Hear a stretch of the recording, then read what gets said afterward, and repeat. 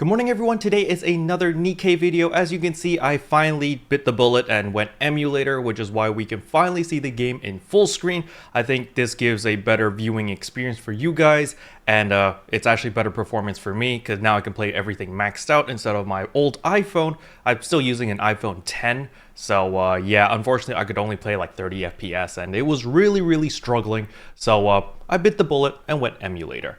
But in today's video, we're going to be talking about team compositions as well as the importance of each weapon, because I know a lot of people might think that Nikke is just a big booba game, very simplistic, autoplay, all that jazz, but I know some people are actually getting stuck and trying to push through like chapter 6, chapter 7, chapter 8, and you guys are like, oh my gosh, what am I doing wrong? Why is it so difficult to get through these levels? Why isn't the autoplay beating these levels for me? And well, a big part of it is actually your team composition, because every stage has different type of raptors that you need to defeat, as well as the positioning, and depending on where they're positioned, you need to use a different weapon. For example, if an enemy is super far away, a shotgun is not going to be very effective, while a sniper rifle is going to be very effective. So you need to mix and match and make a balanced team composition so that you can handle most stages in the campaign. Now, of course, there are going to be outliers where like a full shotgun team might actually make sense, but if you make your main team full shotgun, you're definitely going to struggle through the story. Well, that being said, let's jump into my Nikkes over here and let's talk about team composition.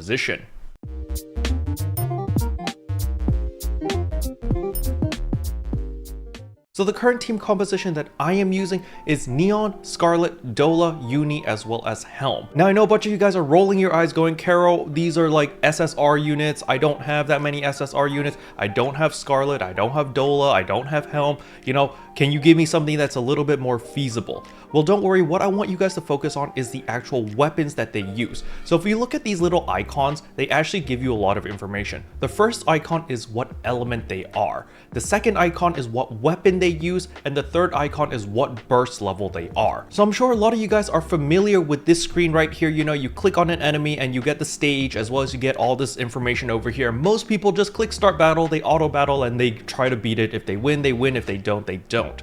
Well, there's several things to take note of. First of all is weak point. So we can see here that the enemies of this stage are going to be weak to iron. When you actually click on this, it actually tells you what element beats what element. So you can see that, hey, all of the mobs on this stage is electric, which is why iron is going to deal additional damage. And if you get the right element, you deal 10% more damage to those mobs. So we can get even more information about the stage by clicking the battle information over here with the little magnifying glass. And you can see that all of the mobs over here are of the lightning element. And on top of that, when you click on the mob themselves, you can get a little bit more information. So for example, this boss mob over here launches pinpoint attacks on single Nikkes at long range. So now we know that, oh, this is probably a long range boss. You know, he's going to stand all the way in the back line and just deal damage from there. And it even tells you effective range over here. You can see front line 0%, mid range 64%, and far range 36%. So on this specific stage, you might not want to use any shotgun units. The reason being there is 0% of any enemies actually being in the front line, which means your shotguns aren't going to be as effective as, let's say, an assault rifle or a sniper rifle.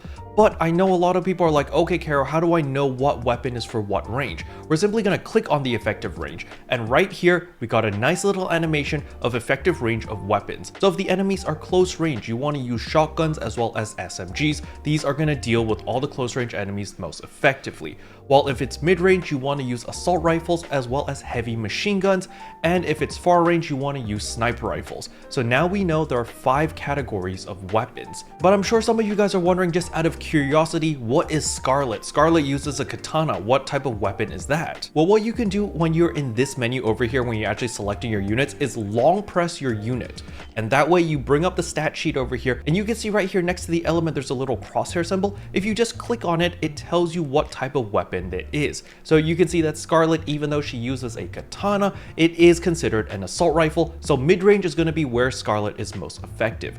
Now, the thing about assault rifles is it is a well-balanced weapon suitable suitable for all kinds of situations. So it is good at all ranges, but it's most effective in mid-range. So you're going to deal the most damage when the enemy is in mid-range. You're going to deal okay damage when they're far away and okay damage when they're close up. While if you use a shotgun, for example, if the enemy is far away, you're going to deal peanut damage. You're going to be absolutely ineffective and pretty much useless. So this is why a lot of people like to use assault rifles, because it's just a well-balanced weapon that kind of covers all your bases.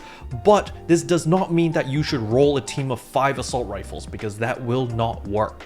And the reason for that is because you're building a squad which needs to synergize with each other. If everyone is a burst 3 with tons of damage, unfortunately you won't be able to activate their ultimates or their burst 3s simply because the way the game is designed. It needs to go in order. You need to activate burst 1 in order to activate burst 2 and then activate burst 3. So you can see the order over here is Neon's going to use her burst 1, then Uni's going to use her burst 2, and then Scarlet's going to use her burst 3. And since these units have 20-second cooldowns on their burst, basically once Scarlet's ultimate is done and I fill up the burst bar again, Neon's burst is going to be up again, Uni's burst is going to be up again, and I can immediately jump into Helm's burst. Now, a lot of you guys are probably screaming at me going like, why are you using Uni on the second slot? You should be using Dola. And you are correct there that I definitely should be using Dola over here because of her skills. So when we look at a specific Nikke, you want to go over here on the bottom right and go to skills and just tap whatever skill. Then you can see all of their skills. So the reason why Dola is such a powerful unit is because entrepreneurship, this is her skill 1, affects all allies, increases your base attack by 10.5% for 5 seconds. This is very, very powerful. Because of the way damage scaling works in this game, you just want to stack a ton of attack percentages. Crit rate and crit damage unfortunately is not the strongest at the moment. I don't know why, but you can test it for yourself. I've had a lot more success just stacking a ton of attack percentage, but if you have a ton of crit chance and crit damage, I mean, you know, you can do that if you want, but I haven't had much success trying to go that path, so this is what I prefer to do. Now, the main reason why Dola is so powerful is going to be her skill 2 over here called risk sharing. Activates when entering full burst, affects all allies. So you can see here it reduces the cooldown of my burst skill for my entire team. At 3 charges, it actually reduces the cooldown of my burst skill by 2.6 seconds, which is massive. This will allow me to do a lot more bursts more often and deal massive amounts of damage, as well as gain a lot of team utility. But it doesn't end there, because Dola actually has a secondary effect over here, which increases my attack, increases my critical rate, and increases my critical damage. And this is why Dola is so freaking powerful. Her actual burst skill itself doesn't really do much. It just affects one enemy unit with the highest defense and deals 404% of my attack damage. So R&D shot isn't that strong. It really doesn't matter. She is a support unit because of all of the buffs that she applies to my party. And you can actually check what category your Nikke is, whether it's an attack, it's a tank, or it's a support, by clicking this little symbol right here next to the whatever weapon they're using. You can see right here it is a supporter class Nikke. So supporter class Nikkes usually gives buffs, or they debuff the enemy, or they can heal your Nikkes. So support Nikkes are very, very important. So we're going to come back to Scarlet over here and see what role she plays. It's pretty obvious that she is an attacker class Nikke because of just how much damage she deals. But the point being is when you create your squad, you can't just have all attack class Nikkes, because if you do that, well, then you don't have any buffers and you don't have any tanks, which means your units are going to die awfully quickly. So what the support class Nikkes are there to do is simply buff your attacker class Nikkes. So if we look at my team composition over here, I have 2 supports. First one is Neon and the second one is Dola. So these 2 Nikkes are going to be providing buffs for my Scarlet as well as my Helm, because these 2 are my attack class Nikkes. And then Uni over here is my tank class Nikke. So she's the one that's going to be soaking up the damage, that's going to be taunting the enemies, that's going to be providing the crowd control so that my other 4 Nikkes don't get focused down and explode, or crowd controlled, so that they can focus on doing their jobs of healing and buffing as well as doing a ton of damage. So with that being said, you guys have a general gist of, hey, you should probably aim for 2 supports, 2 DPS, as well as 1 tank, but on top of that, you need to focus on the burst skills as well. So they let you filter through burst skill 1, 2, and 3 for a very specific reason. The reason for this is because that way you can organize your team a lot easier. So if we look over here at burst 1, the reason why I'm using Neon is because I don't have any SSR Nikkes that have burst 1. As you can see, you know, they're all purple. While if we look at burst 2, you can see that I've got a lot more options over here. I've got Uni, Dola, Arya, Diesel, as well as Senti. Well, over here I want you guys to pay attention to the little symbol on the bottom right of their portraits. So you can see Uni over here has a shield icon. That means she is a tank. On Dola's portrait, it's got a little star looking symbol, that's a support. On Arya, it's got a little bullet, that means it's an attack. So depending on what your squad needs, you can use this as an indicator to see, oh, do I need more tanks? Do I need more supports? Do I need more DPS? And this is a quick and easy way to see what each unit does. So for example, if you need more tanks, let's say that you don't want Uni anymore, you don't need the crowd control, you need more healing and suppressing fire, for example, then Diesel would do that job really well. But maybe you don't need a tank, you need more damage, then Arya would fill that role. So you basically just look and you mix and match and you build your squad in whatever composition works for you. Personally, I still believe in the holy trinity of double support, double DPS, as well as single tank. But maybe you got unlucky with your pulls, or you have like a pilgrim tank or a pilgrim support that you really want to use, then by all means, you should definitely throw them into your composition and adapt your squad based on that unit or whatever your favorite units are. Then finally, we come to Burst 3. Burst 3 tends to be very attack class Nikke focused. As you can see here, Scarlet's an attack, Helm's an attack, Drake's an attack, Guillotine's an attack, Epinel's an attack, Vesti's an attack, Crow is a tank. So you can see that most Nikkes that have burst 3s are mainly offensive based, but they have very long cooldowns. So I was recently looking in game and going to the skills over here and going like, wait, why doesn't it tell me the cooldown? And I was wondering for the longest time why they don't write the cooldowns here, because there is a website that I'll leave in the description below which gives you all the skills as well as their cooldowns, but I wanted to see it in game. I wanted to know where they found all of these numbers from.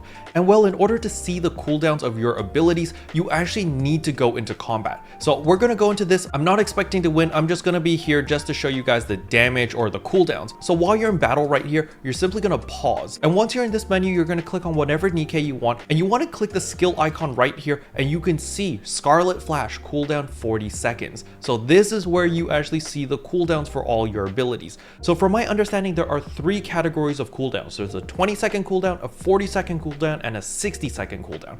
The 60-second cooldown is extremely rare. I think Rapunzel is probably the only one with 60-second cooldown, but that's because her ultimate literally revives a Nikke. It's super overpowered, and it's like, I really want Rapunzel in my lineup, to be honest, because it would fit my playstyle of just being a reckless monkey.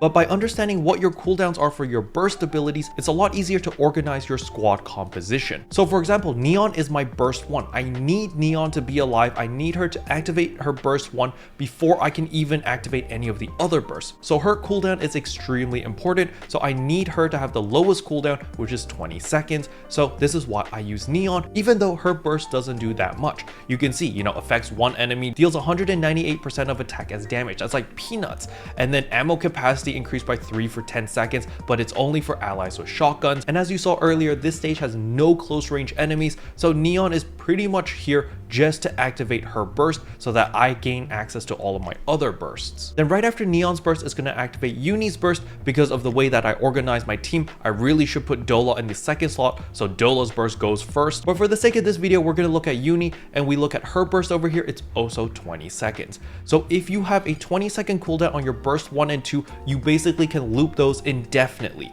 because by the time you get enough burst bar in order to activate your burst, your cooldowns for your burst 1 and burst 2 are going to be done. All right, then after that, you'll be able to activate your burst 3. And this is why I actually have 2 attackers with burst 3s, is because Scarlet's burst has a 40-second cooldown. So by the time I get to the second rotation of burst 1 and burst 2, Scarlet Flash is still going to be on cooldown. It's not going to be ready yet. This is why I have Helm over here, which is another burst 3 character that has another 40-second cooldown. So the moment Scarlet's burst is down and still on cooldown, I can activate Helm's burst instead.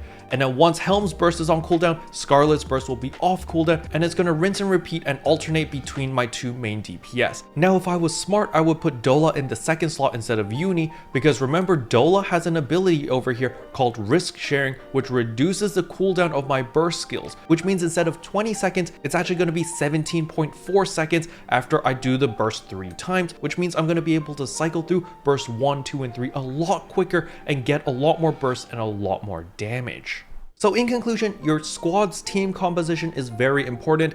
I personally still recommend the 2 support, 2 DPS, as well as 1 tank. I like that composition a lot. However, of course, depending on your luck and your RNG of what Nikkes you actually have, you might need to adapt and mix and match. You know, you might go 2 tanks, 1 DPS, 2 support, or whatever works for you personally. Just remember your team needs the weapons to handle every range, so you're gonna need a sniper rifle, an assault rifle, or a heavy machine gun, as well as shotguns or SMGs. So that way you cover the long range, the mid range, as well as the close range. Don't go all in on close range or all in on long range or whatever. In most cases, that will hinder your progression through the campaign. Now, on top of that, you also want to consider your burst skills as well as their cooldowns. Remember, 20 seconds is the shortest one. So for your burst 1 and burst 2s, you kind of want to look at the 20-second ones because those are the best, so that you can constantly get to your burst 3s as quickly as possible.